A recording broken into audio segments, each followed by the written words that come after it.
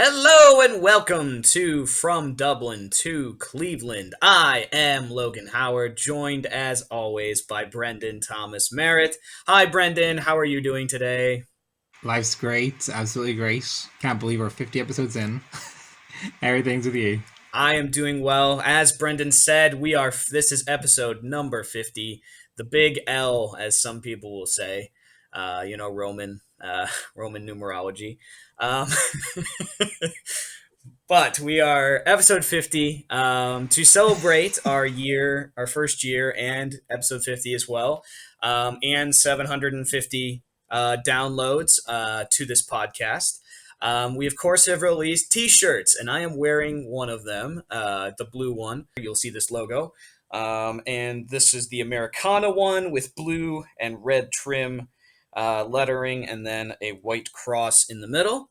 And I also have the other shirt, which is a yellow shirt. This is the back of it. It is, of course, our logo again. Green and orange are the colors and lettering and cross. And you can see it on the front of the lapel. Yeah, beautiful shirts. They're very soft, very comfortable. Buy them. You can buy them in the link in the description. They support us. You support us by getting them. So do that. Buy a shirt and share this podcast with your friends. And also send us messages at from Dublin to Cleveland gmail.com. Tell us how much you like the shirts. Tell us how much you love us. And if you have any hate mail, you can send us there too. We are always up for more hate mail. With that being said, let's turn it over to Brendan. Brendan has an Irish story for us. It's one of our go-tos. It's one of our favorite things here on the podcast is Brendan giving us Irish history because we Americans know nothing about the Irish. So Brendan, please take it away. Educate us in all the ways that you know how. Thank you, Max, for that marvelous introduction. Awesome. So, guys, since today is the day of, celebrating our 50th episode and looking back on the past year, I decided that we would today look at something from almost a millennium ago in Ireland. If any of you have ever been to Ireland or looked at photographs, you'll notice we've got a lot of castles. We Irish love our castles. We've got 3,000 of them, actually. You can hardly turn your neck without seeing one. Even at the weekend, I was in one town and saw 6. So, Ireland used to have a capital called Meath. Now, Meath is still there. It's a county. It's north of Dublin, but south of where I live, County Louth. Dublin was not always the capital, contrary to what Dubliners might try to lead you to believe. And in Meath, there lived the High King of Ireland. High meant something different in the past than it means today. He had nothing to do with drugs. He was just over all the other kings, or kinglets, minor kings. So the minor kings were all chiefs over towns, villages, provinces, and the likes. But the High King was over the entire country. In the early 1100s, the King of Leinster, one of the kinglets, was named Diarmid. He was unpopular with the High King and the other kinglets. He'd treated another man's wife pretty badly.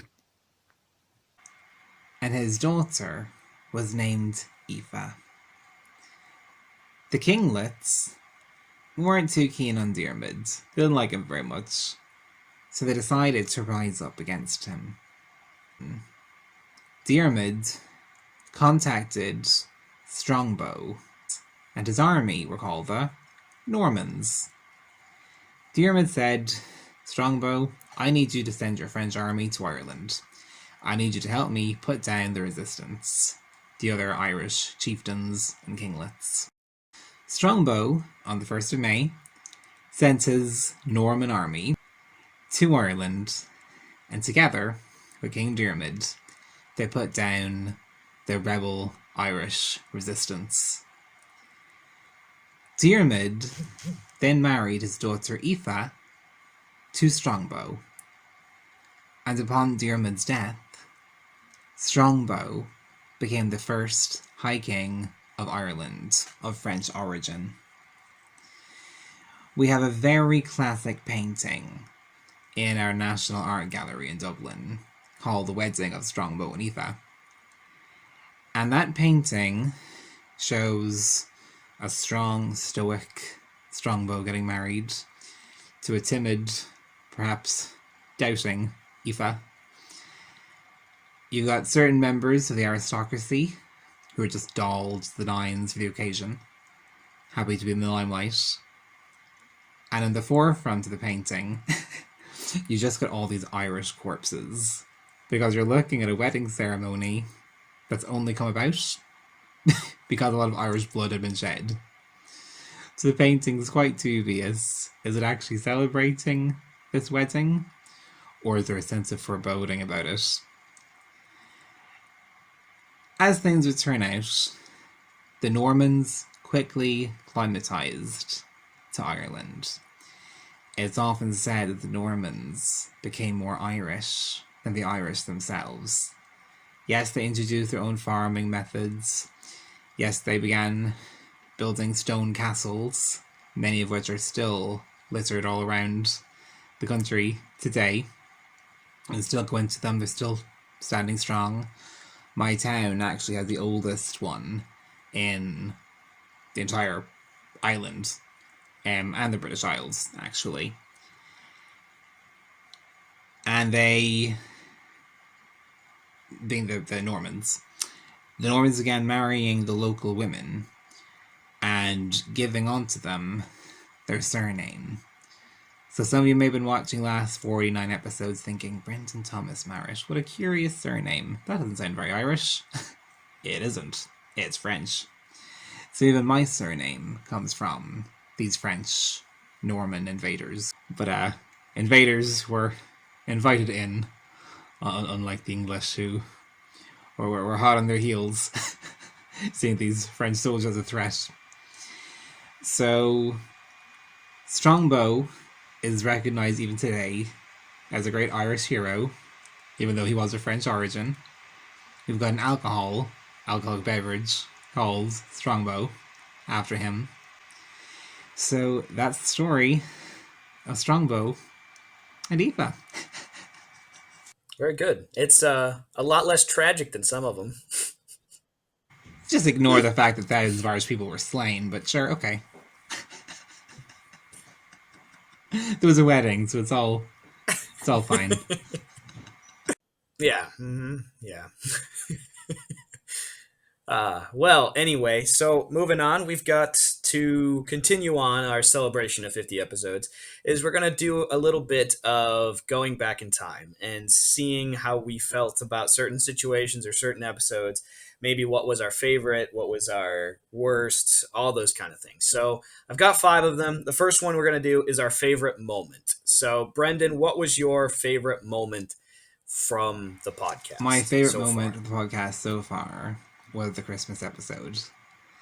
I thought it was great fun unwrapping the gifts we got for each other and seeing just how spot on we both were with each other's interests. I love how we both went down the weapons route with me getting you a lightsaber and you getting me a Thor hammer. And yeah, I just remember the excitement of waiting for days and days on end from when the parcel arrived in the post to actually opening it on the video. What about you? My favorite was probably oh, there are so many moments that have been amazing. Like the fact that we were able to do this has been amazing. The first episode we did was just a joy of mine. Even though it wasn't very much other than us telling us how we'd met each other, it was still really cool. I really enjoyed I think my favorite moment was probably though when Sam came on the podcast and shared his testimony, because it was one of the most. He has one of the most moving testimonies that in modern day that I know of. Because there's a lot of people that you run into, uh, and maybe I mean your testimony is just they've grown up in the church, whereas he has one that you can tell that Jesus Christ changed him from one person to the other. Not that those of us who've grown up in church don't have that story too. It's just his is very evident and very shining. So I recommend going back, watch or listen to the Book of Sam. Very good episode. It's really just him talking and sharing his testimony, but it's one of my favorites. Um, and so the next one I would say, what is your favorite episode? My favorite episode was a series of episodes. The Tell All episodes. They ran through 38 to 41. And we haven't finished, people. We will come back to them again. We're just giving you a little break. Yeah, just random, silly, stupid, ridiculous questions that no two people, unless they were lost for a party piece, would ever actually consider going through. But we gave it socks and we laughed a lot. What about you? Um, there are so many ones that have been genuinely enjoyable and really good. I really liked one of the recenter ones that we did um was the birthday episode that when we went over Hawaiian Pigeon. That was genuinely hilarious and enjoyable. The one where Brendan had to guess the Bible character from the Bible and his freaking out the whole time was hilarious as well because he was like terrified that he was not going to actually guess the person, and he ended up doing better than I did. But probably my favorite one is probably the one we had Charles on. Because if you go back and listen to that one, I think it's titled something along the lines of um, like my secret life or like true confessions or something like that, and it was just all of us just answering questions about true confessions about our life of what we have or haven't done, and you have in that episode Brendan judging literally me and Charles at every turn. Um, yeah, it's hilarious as he just slowly judges us all, and then Charles like mind blown when he hears that I've never flown on a plane before, um, blows that poor man's mind.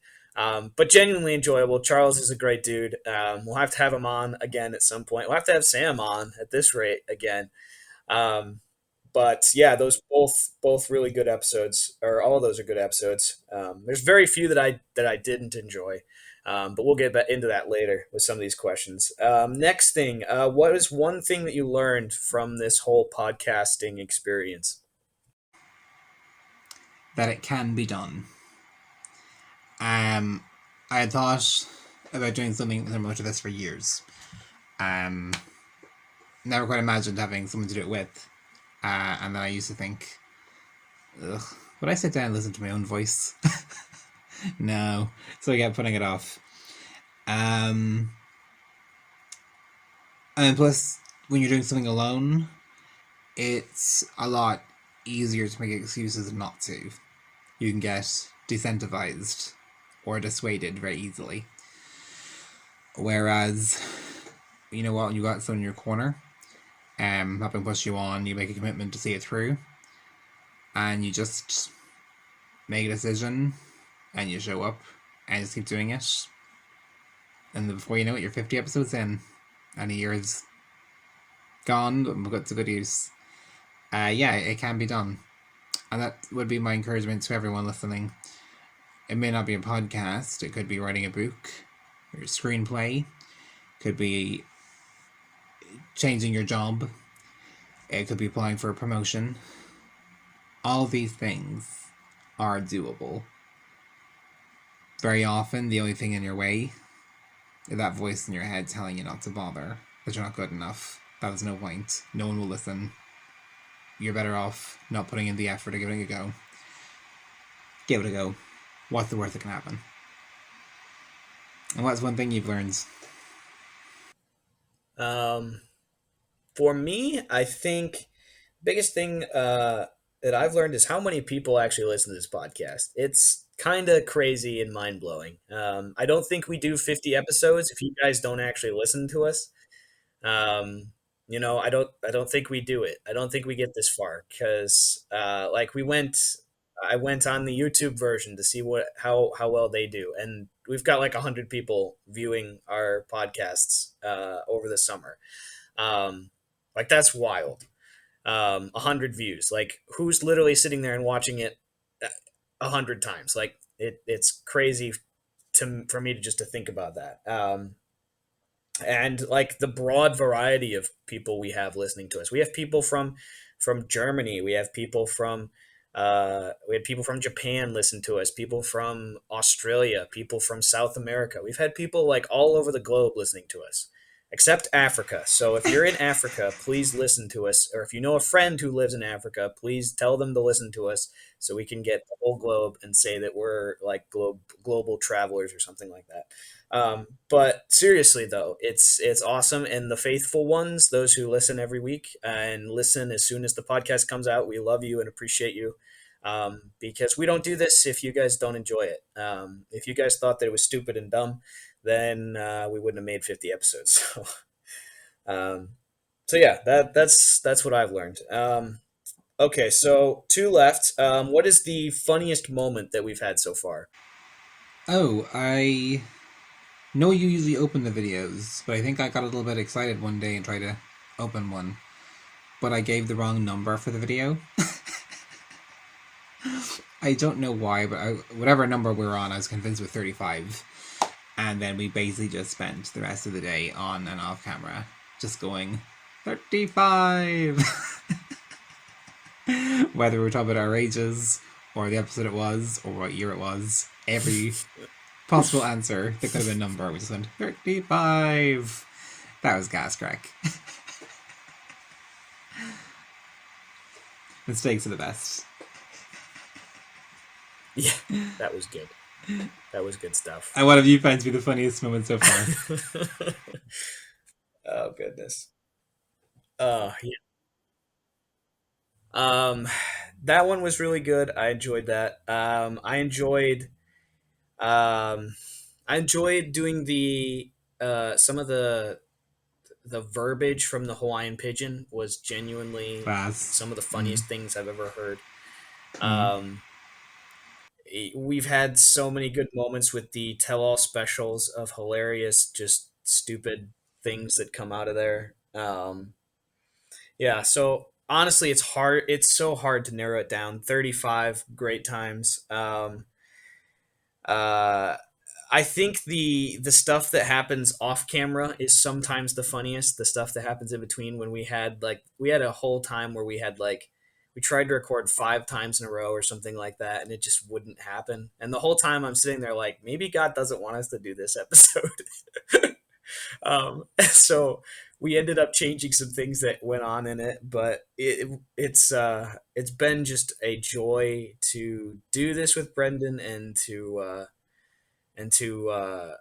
just be funny and goofy and maybe even some of the reactions we got from some of our episodes where they're like, "This is stupid and dumb." Those were pretty funny. That they didn't understand what was going on. Um, so yeah, there's so many to pick from. Just to narrow it down, the one that just comes to my mind is 35. That one will always be an inside joke. Um, but yeah, so funniest moments. All right, so finishing up, what was the worst moment or the worst episode that you think we did? This might be harsh, but I'm gonna pick the Thanksgiving episode. Not the podcast, but the YouTube version in particular. I just thought it was absolutely ridiculous that we celebrated you white colonizers killing all those Native Americans. Just joking. No. It was a post production issue where we'd both recorded videos, and the YouTube ones had really been taken off at the time. Um, and just I don't know what happened. My audio or my visuals were just tripe and yours were just as bad, it would have been insulting to have actually spent the time trying to make it work. So in the end, I just had to like put up uh, like a static image for the whole episode, and it was just felt such a letdown considering I'd really been working the kinks with lining up the audio to the visuals, and the previous few episodes had been really spot on. It just felt like taking 10 steps back. But that's just like a small post-production disappointment. But I don't think any episode was bad, per se. I'm interested to hear what your answer will be. um, the ones that for moments wise, I'd probably lean towards the ones where I was just, I just did dumb things. So there's a couple episodes that we had like quizzes that we did against each other or against other people. Like I think I did one against Katie. I think I did one against you. Um, and I think there was one where I had like you gave me a quiz on like American history, and I did like terrible. I got like 4 out of 10. So basically, I was a disgrace to my country. I think that one is called like wisdom, salmon, and disgrace, or something like that, because I was being very terrible and of honoring my country. So those were probably the worst bad moments on feelings wise. Probably though, the worst overall episode. I mean, the one that I got the worst feedback about was the Bible autocorrect, because everyone hated it. They thought it was so stupid that we just made up this stupid Bible autocorrect Bible passage. I remember it being a little awkward to edit because we kept going. We tried to go back and forth with it, and there was a lot of like edits you had to make so that everything matched up.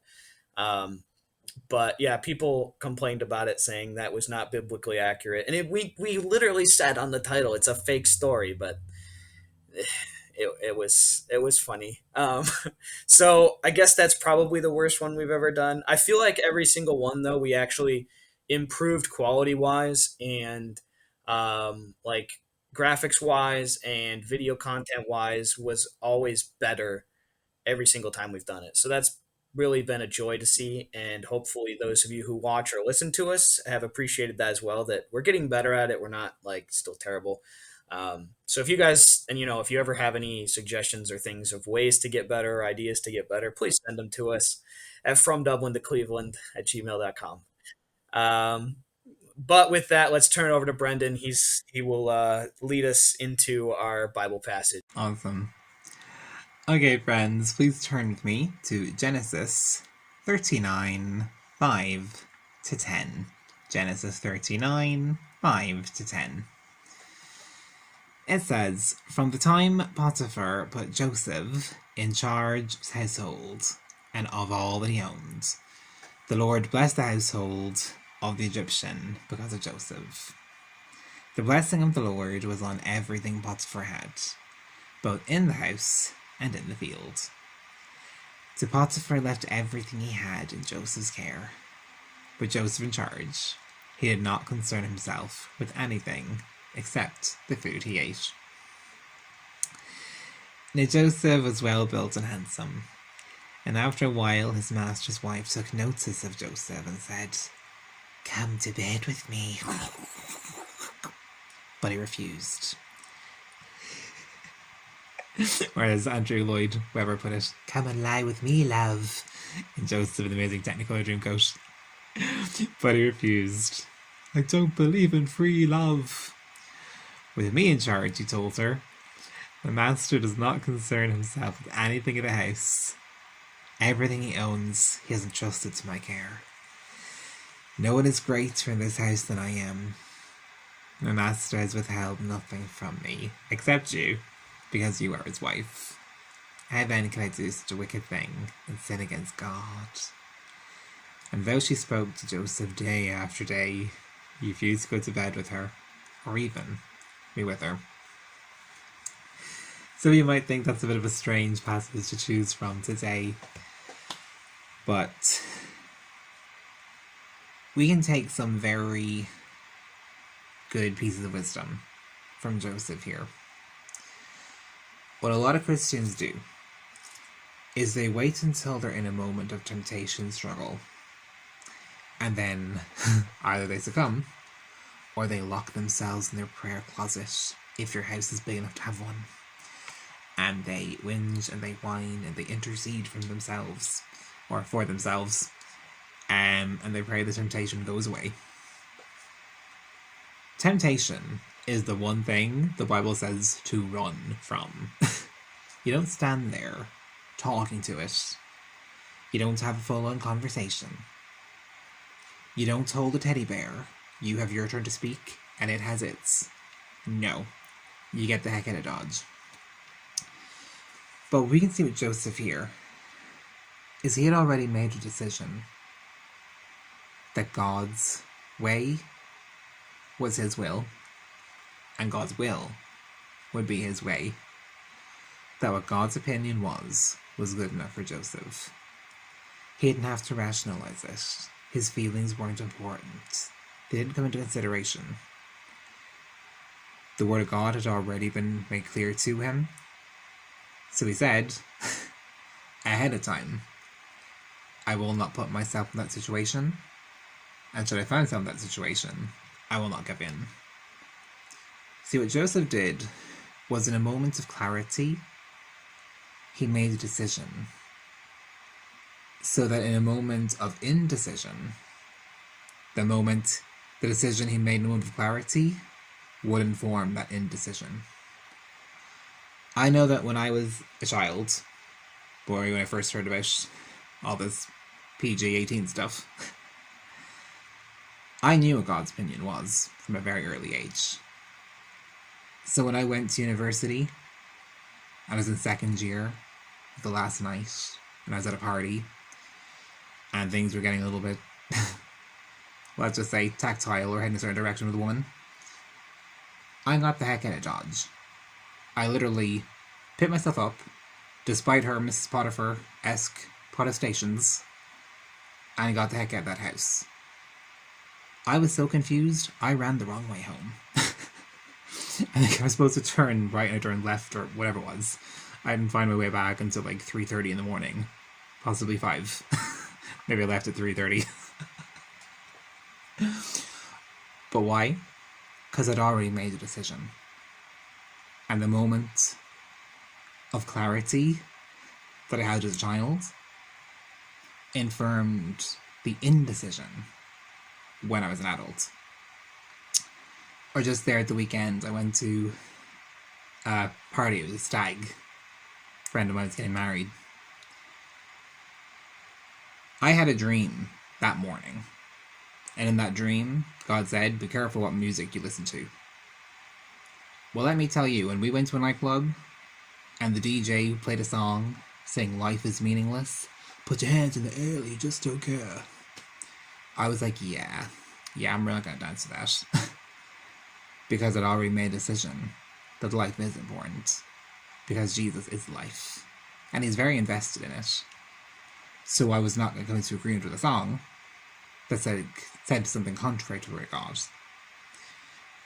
So for yourselves, guys, whether it's physical, psychological, aural, it's all a stimulant. And it all impacts the soul. So make a decision in your own clarity. So when you're in your moment of unclarity or confusion, the decision in your moment of clarity informs your indecision. Be like Job. Make a covenant with your eyes, and make one with your ears and your heart as well. Here endeth the lesson. Alright, bro, is there anything you'd like to jump in with and share there? Yeah. I think it's interesting that he doesn't, when he's responding to all the things that she said that he should do, and he says, no, like, I can't do this, look at all this stuff, my master's done this, like, he's kept nothing back from me except for his wife, and how can I do this great wickedness? You would think the next sentence would be, how can I do this great wickedness against my master? because he's just talked about his master for most of that phrase. But then he says, and sin against God. Um, when we fall to temptation, we like to think we're sinning against somebody else or we're sinning against something. We're sinning against God. Anytime we sin against God. Do we sin against other people sometimes? Yes, yes, we do. And do we need to ask for forgiveness from them? Yes, we do. Any sin we commit is against God, um, because it's taking everything that He told us or showed us of how to live or how to obey, and not doing it and disrespecting it and being not following His plan. Um, and you know, a lot of us, maybe we get through the first temptation. Maybe we're like Joseph and we like, well, how can I do this? This is wrong. This is bad. Um, and yeah, we get through the first step, but then we fall later because we're not avoiding it like the plague. We let it stick around, we let it stay, and then we fall for the temptation later on because we uh, we let it stay. We didn't run away from it. But he, as it says, so it was as she spoke to Joseph day by day. This wasn't a long haul thing. This was not a one time situation. Oh, got out of it. This was a day by day. Every day he had to deal with this. That he didn't listen to her. He wasn't going to do it, and he avoids her like the plague. Um, every situation he can be to not be in a situation alone with her, he does. And so we have to take that in our own lives of when we have temptation, when sin is at our doorstep, when it's knocking and knocking and knocking every day, it's not going to go away. It's not just going to disappear. We have to continually be rejecting it and avoiding it at every turn, um, and making sure we don't go to that place, or we don't look at that thing that triggers it for us. Whatever it is, we have to stay away from it and avoid it um, like it's the worst thing ever, and we don't want it to get on us because it talks about later that it's like fire that we bring to our clothes and catches us on fire. Like we wouldn't do that. We wouldn't just go and pick up a piece of fire and just, I'm gonna hug it and love it and put it close to me. But we do that with temptation. We do that with sin. We let it get right and close to us, and we hold on to it and love it and cherish it. And it's the worst thing for us. It tears down our mental states. It tears down our spiritual states. It tears down sometimes our physical states. It can and make us either physically tired or just all of our energy is gone, because we're wasting it on what isn't right for us or good for us. So that leads us into our prayer time of praying that God would not allow these temptations to come our way. But when we do have these temptations, because we know there's not temptations that haven't overtaken a man or any man, um, that isn't common, um, that God makes a way of escape for us.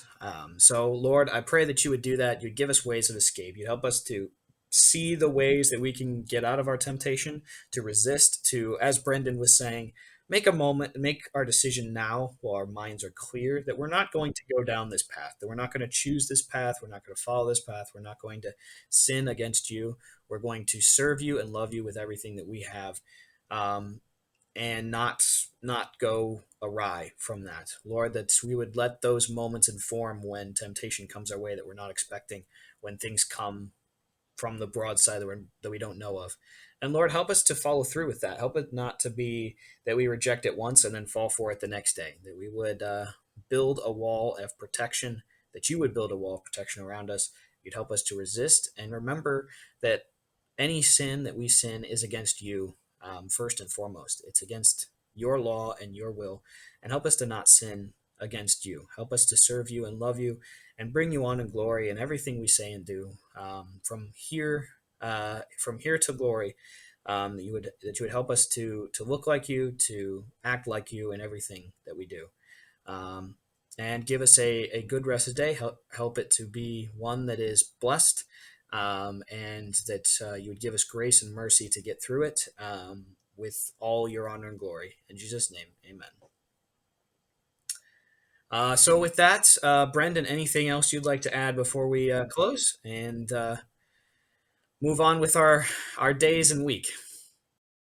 Guys, just what you just heard over the last 10 or so minutes, it's good seed. And just let it take root in the soil of your soul. If you don't feel like it resonates with you right now, that's okay. But don't let the good seed go to waste. Just like, when the angels and wise men and shepherds all came to Mary at different intervals, we're told she pondered it all in her heart. Just let the seed go down deep, let it take root, and it will have life-giving results, we believe, in due course. That the word that God has sent out today will not be null and void or return to him in such a manner, but that it will accomplish what it set out to do. And just go forth with a smile on your face, joy in your heart, praise in your lips, celebrate and eat ice cream. Great days are ahead. Bye, friends. Yes, friends, have a lovely week. May mercy and truth be with you and on you at all times. And you go this week in faith, following Christ, resisting sin, and living for him at every moment. We'll see you all next week. And I think that's all I have. Bye, friends. Later. Here's the next 50.